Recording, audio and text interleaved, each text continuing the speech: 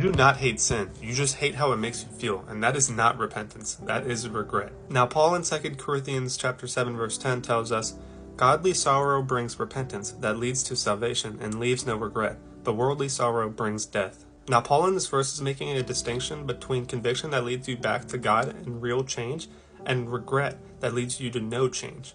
Because when he talks about godly sorrow, he means hating the sin because it offends God. And whenever he talks about worldly sorrow, he's talking about your only regret is the consequences and not actually the sin itself.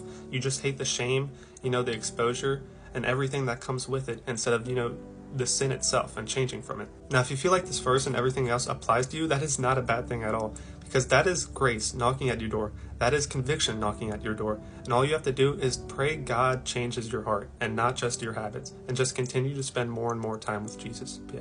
God bless you guys. Peace.